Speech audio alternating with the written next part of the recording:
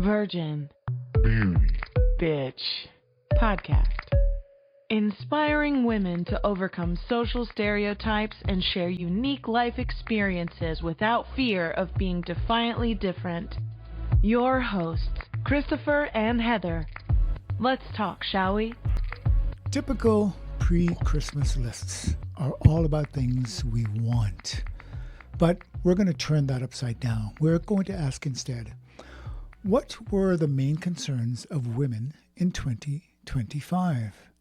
So between Heather and me, only one of us has the DNA qualified pieces to answer that question. So me, I cheated. I asked AI, and it responded with a list. So Heather, what would you suspect is on that list of top concerns women worldwide had in 25? Hint, there are 6 concerns on this list. Wow. Gosh, I mean, I do have some of the DNA and the bits. So I'm gonna, tap into those bits to try to tell me the answers. Right, exactly. Hold on a second. Need a private moment. Just kidding. I mean, clearly there's a lot on women's minds for 2025. And, I think that some years we feel like the toothpaste is out of the tube, we're getting somewhere further with gender equity, that we're making progress, that the arc is bending, and that things are slowly, very slowly, but getting better. But 2025, I feel, didn't feel slow. It felt sharp, it felt contradictory, it felt like one step forward and then one slap back. And this year, there were a lot of global summits, if we're taking our Zoom lens out that big, um, that focused on tech platforms where women were celebrated in sports, but also where women were targeted online and still expected to be grateful for crumbs labeled as inclusion. So, when I'm thinking about some of the top concerns for women in 2025, I think about politics, technology, culture, labor, sports, and our bodies. And to go into those topics a little bit further, I would look forward to having a deeper conversation on each one of those with you today, Christopher.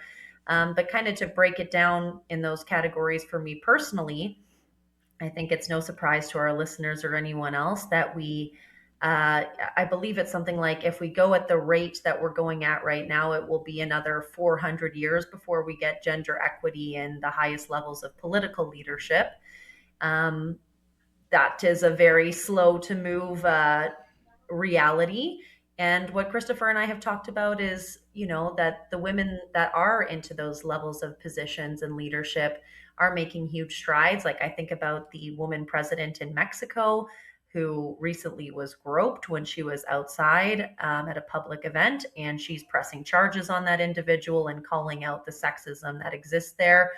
And, I think it is moments like that where more and more women see themselves reflected in leadership and see themselves as deserving of the respect that comes with any human body. I mean, clearly in that moment, that man did not respect her, but she stood her ground on what she needed to do in order to say that's completely inappropriate and won't be tolerated. So, again, to go back to how I framed this originally, was that we kind of get these crumbs and label them as progress, but I don't want it to just be that as crumbs, because each time there is a massive movement where a woman assumes a position that was never, quote unquote, meant for her in previous eras or previous regimes, it does make huge impacts. And I don't think that those impacts can ever be called crumbs. So that's one for the kind of global politics lens. Technology is huge. I mean, Christopher and I went through an episode on AI and AI girlfriends and AI robotic women. I just, we are on the precipice or already into a very, very drastically different world when it comes to uh, relationships that people are having with no longer human women, but women's bodies that they can program. Um, one element that I enjoyed about our conversation on that, Christopher, was, just as human women have rebelled against the patriarchy, I wonder if we will see a day similar to some of the movies that are coming out now, where robot women start to do the same. Um, when it comes to culture, for me, you know, that's a mixture of how we're changing relationships within our intimate partner relationships, expectations of different genders, and I think again there's that push forward where women, have the economic means in certain areas to make more decisions in and outside of the public and private spheres.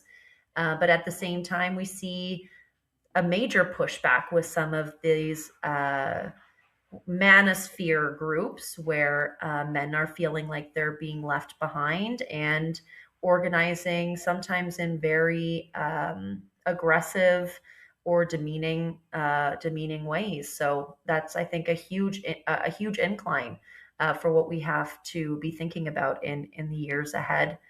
um, Women in sports, I think we saw a phenomenal year for women in sports. That's something that really gives me a lot of hope.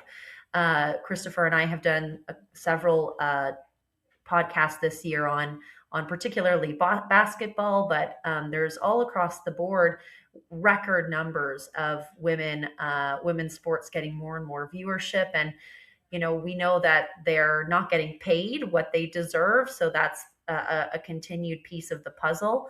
But wow, to see so much of that be taking off, that's very exciting, because it seems to be a deeply ingrained belief that women in sports were never going to make it to the big times and have the kind of interest of viewership, and that's being disproven in a pretty major way.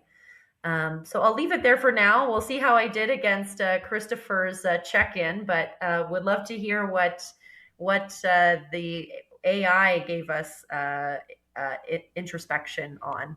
Well, I think you should probably work for the UN because a lot of the things on your list isn't on AI's list.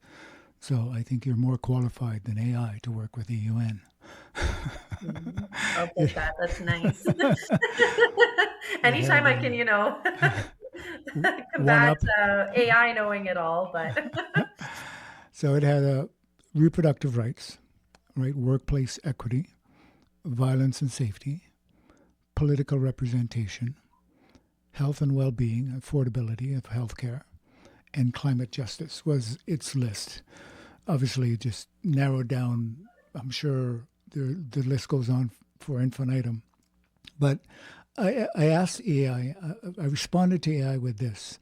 I get the sense that all of these concerns would be on your list 10 or 20 years ago. Am I mistaken? And it replied, you are partially mistaken. While the fundamental issues of gender inequality persist, the nature and urgency of the threats have evolved significantly over the past 10 to 20 years, which is what you are talking about. It's the evolution of the backlash to the progress women have made, which is what you're talking about here. yeah, what an interesting response that it spat out. Partially right, but kind of refocusing on, even though progress has been made, exactly as you've said, the backlash from people not wanting to see that happen, and feeling that they're losing power and privilege, and what extent they'll go to in order to reestablish it, uh, whether surface level or much deeper, is certainly top of mind for me. And I think the other piece of that is, even when women are in these positions, there's still the question of, does representation equal redistribution of power? And I don't think that that's a given. It's something that women not only need to be a seat at the table, but making the agenda. And again, I do think we have some glimmering hope when it comes to that, but a long ways to go globally. I've always struggled with the word equality. and what it actually means. I get the sense that equality for a lot of individuals means that if you have X, Y, and Z, then I must have X, Y, and Z. Not access to X, Y, and Z, but X, Y, and Z.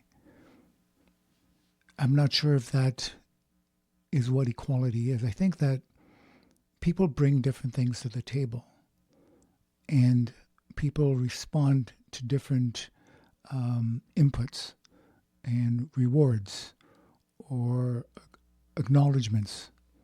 And I don't know that we take that into the equation when we talk about overall, the big picture of equality. I think we narrow it down to if you have X, Y, and Z, then they must have X, Y, and Z exactly the same. Am I off base on that? No, I think that's really an important point because to me, sometimes having X, Y, and Z is just the optics rather than true access. So, um, to just say that you've got the same level of opportunity to get into a room, which could be debated, that once you're in the room, that should be enough, that you have access to making your own, monetary decisions, etc. It still doesn't equate to me as equality. And I think that some people have gone down the path of using equity rather than equality just because equality says we should all have the same, where equity looks at how do we understand people's intersectionality and meet them there to provide true, um, like a true leveling of the field. I think equity is so nuanced, it's difficult to look at it and have everyone on the same page of how they decipher that word. I think equality becomes something that people can see and they can do the math on it. So I think that's why that word is used more than the other. Mm. However, again, it becomes equal to, as opposed to this is what I bring, this is what I need to make Hmm. me satisfied, Right. right? Yeah. And just on that, I feel like, if politics is where women are pushing their way in to have a platform to speak that is deserved, and in other forms of leadership, whether that's in your communities, in your career, that the tech world is sometimes where women are being punished for being heard. And I'm talking about online harassment, online, you know, threats, etc. But not only am I talking about that, I'm talking about crackdowns on women's reproductive health issue that women are very fearful about, especially in the United States, but elsewhere too. Suppression of certain content on social media platforms that are um, of interest to women.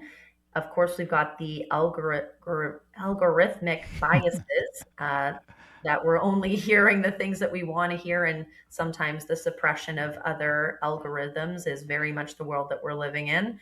And not only the online harassment targeted at individual women, but particularly women in leadership positions, but also journalists and activists, where there isn't a ton of teeth to be able to, um, hold people to account that are using aliases online to berate these women who are putting their names and their lives out into the public eye.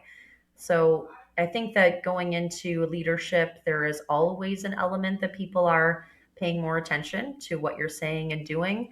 But for women, and I would argue gender diverse people, it's a continued battle. And I would say that battle is getting harder and harder. This attack on leadership, has it not been historically how the the populace responds to a leader that they don't necessarily agree with?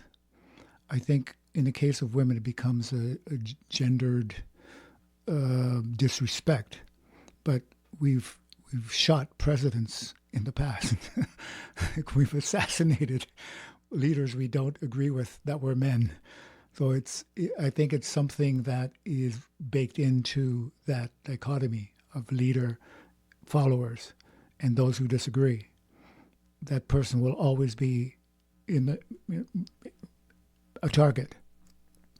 So I think when you add the gender blend to that, it can get back to this basic he-she animosity and, frankly, disgusting kind of display publicly. But I think that relationship has always been there. Right now, women are now in those leadership roles, and it looks different, but it's the same.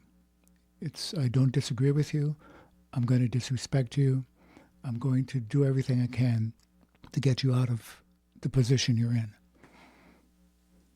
Yeah, it's very true. I mean, you either agree with the type of leadership that this person espouses, or you can be vehemently against it. But I think that where the online is particularly insidious is that, you know, back in the days before social media, you'd have to own your identity being attached to uh, disregard or distaste, or all the way to aggression towards leaders. You had to wear that as your own identity. But in today's world, you don't need to own that criticism. You don't need to own that exalt, um, depending on how you feel about it. And I think that that's allowed people to go to uh, new and different levels of how they show up online and the ways that they try to berate women in particular. Yes, there's what's the consequence? There's no Mhm. consequence to it whatsoever. But I mean, who's responsible for giving that to a coward, right?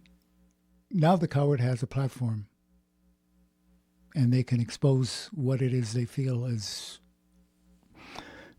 deeply damaging as it can be, without any consequences. Who's responsible for that? Yes, it's so true, and I think it is such a tricky thing to try um, to legislate. But I know that there are some mechanisms, of course, to be able to track. Like the police can go back and find certain, like which addresses it's coming from in various computers. So there are ways to be able to find the coward if it gets to a point that's very scary. But sometimes it's too little, too late. Um, I do want to, just because we had highlighted it around women's bodies and autonomy with conditions, I want to talk about one of the oldest battlegrounds of all times, which is women's physical bodies. And globally, we've got reproductive rights in instability. Healthcare access is conditional on politics, and there's a surveillance returning in modern forms. We've kind of seen the beginnings, and I guess a next phase of what that looks like in the United States. And we know that that's the reality in other places worldwide. But in 2025, I think it reminded us that bodily autonomy is never won. It's managed, negotiated, and consistently contested. Um, and, I think that I've had so many conversations this year with women, men, non binary people, gender diverse persons, and especially people who were in previous rounds of women's movements. There's a lot of, I thought that we were done with this fight. I thought we had achieved this fight, at least for North America. And, I was very disheartened by that in the onset.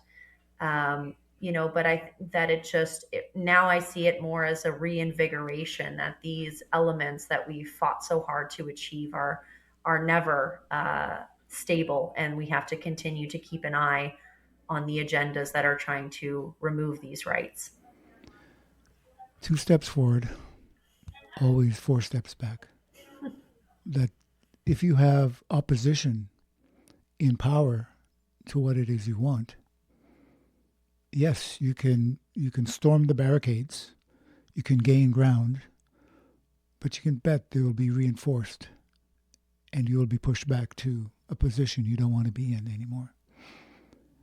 And unfortunately, this fight about women's autonomy of their bodies hurts beyond anything else, right? I can call you names, I can do a lot of things to you, but if I take away your autonomy over your own body, I don't know I can get any more basic at hurting you than that.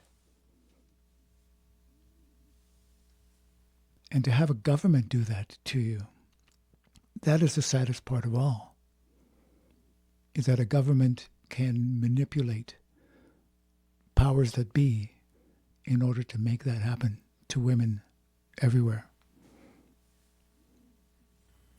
I the way that you frame it, it really hits home for me. It really hits my heart because that's it. Since it is one of the oldest fights of all time for women to have full control over their physical body and their reproductive freedom. And not only reproductive freedom when I'm talking about bodily autonomy, but just being able to move through the world without needing a man's permission to be in any room, in any space. Like that is not the reality for so many women worldwide. So to see elements of this stripped away, it is to the core infuriating and definitely top of mind for me reflecting on 2025 and into 2026. But I don't want it all to be grim. Well, you know what the saddest part of that is that it's not personal, it's political. That's the saddest part, is that the personal is not even considered for the political gain that it makes. That's the saddest part to me. And I think there was that quote, and forgive me, I'm forgetting who said it. I have someone in mind, but that the personal is political, because I think that helps to invigorate women to know that their personal experience is political, and there is a political motive around decisions that are personally sensitive to us. And to me, that quote is extremely empowering because it helps to showcase that our individual experiences that are personal. That they matter. They matter within a greater scheme of intersecting systems that want to keep us in a certain corner or in a certain place. So when we value our personal to the extent that we should, I think it's empowering to be able to know that an individual experience is tied to so many other experiences. I love that because coming up in a little while here, Heather and I will be talking full on about a project we've been working on for the last half a year or so, probably even more. But it is about the personal. It is about knowing yourself, having the kind of deep respect for yourself that you would make changes to how you interact in the world, as how the world knows you and must respect you. So it all ties together. If you are able to contain that amazing package that each individual is and demand respect for that individual package that you are, that's what changes the world. That is where everything changes. So stay tuned. It's a topic that's going to be controversial to a lot because of a word that we use. But it is a key to making this switch and making a difference, inevitably, in the world we live in. And yes, that is my biased opinion. However, I believe it to my core to be a truth. So Heather and I will be talking more about that in the next coming weeks. So stay tuned for that. Yeah, I'm so glad that you talked about that. I really do think that is how we shift everything, is when a person sees their own life as that important to shift where the future will go.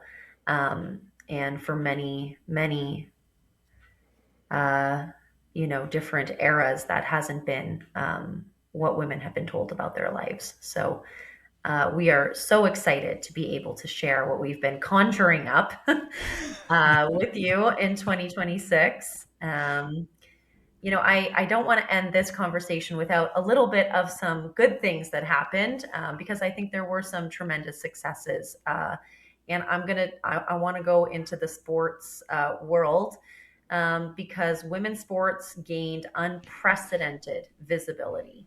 Pay equity conversations became unavoidable because the players made it so, and cultural shifts where women's excellence could not be ignored. I mean, this is one arena of so many other arenas of life. Um, but, I remember growing up that this was never a viable option for me to pursue. Um, and to see young girls seeing themselves like Caitlin Clark or Angel Reese, um, it is a game changer for more avenues to be um, career options. And when I think about kind of the mental rhetoric that I used to hear, that women's sports will never get to that level because men are the ones with the muscle and the bravado and the testosterone, and that's what makes sports exciting to watch. Wow, has that mentality ever changed? And it that has been something very cool to see in my lifetime. Um, Yeah, so I just heard. I think I just heard yesterday that the games, the NBA, the WNBA games in Toronto for the new team have sold out. Did I hear that right? yes, that's that, right. Toronto's very excited. that is And freaking it hasn't even started unbelievable. yet. So I've got my merchandise. I got my Toronto Tempo jersey. I'm ready to go. That is amazing. I mean, on that note, if you want to take the temperature of what's going on, keep an eye on the labor negotiations between the WNBA and the and its boards of power, because that's going on right now. And NBA women are not women you want to mess with. No, they are not. Okay. And I think this is why it matters so much, is because it's what we were just chatting on, Christopher. It exposes the lie that women are less valuable. When women perform at the highest level, excuses collapse and equity becomes economic, not ideological. So I think that one of the most dangerous things in a patriarchal system is that women can be undeniably excellent. First, though, is comes the belief that this is what I am. That has to go first, and Mm-hmm. that's where we focus our attention in the coming weeks. Mm-hmm. And I love that you did mention the relationship between the players and the WNBA and the negotiations that they've been underway in, because that speaks towards labor and labor politics and what it means for their association to be fighting on their behalf, and some of the campaign tactics that they've used. Like there was the one, I think it was their All Stars game, that they came out with pay us. It was something about pay us fairly. Anyways, it was very bold, and that got so much media attention. I thought it was so well played, pun intended. um, Like I said, you don't mess with those women because as a group, they are at the leading edge of social change.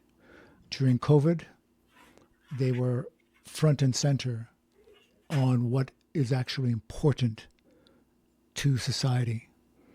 And in these labor negotiations, they're standing up for themselves and they are creative. However, they're also very attuned to what it is they want and very focused on getting it because they have the hammer. Right? So yeah, keep an eye on that. It'll give you an idea of, because now there are other sports, other women's sports that are definitely keeping an eye on what's going on with the WNBA. mhm. And I think, what I hear a lot in my line of work is, how relevant is the labor movement in today's world? And when I see the gains that the labor movement has got for women and gender equity over so many years, and how there's still a force in today's world that are battling many fronts to see greater gender equity. It's exciting to see what their association has done to support those players and to be fighting for a better deal for those well-deserved workers. So now that we have gone through the dark side of 2025, you can get back to wishing for the gifts you want for Christmas. That's right. Now it's back to the wish list, right? Right? We've taken all that dark stuff out of the way. Now you're free to go for what you want So I moving feel forward. like in a summary, I do think that 2025 had progress and it also had a lot of resistance to that progress. But I feel that power doesn't disappear, it adapts, and that the equity we talked about requires some conflict, not consensus. Um, so, as always, Christopher, I love these conversations to be able to reflect with you. And thanks for bringing this question to the table about what matters for women in today's world. So next time, I think we'll talk about what it is impressed us in 2025. Maybe some of the guests we've had on, or just things that fell in our lap in 2025. But until then, you've been listening to The Virgin The Beauty. and the Bitch. Oh, she's coming. She's coming. Find us, like us, share us. Bring your bad self back. Whoop.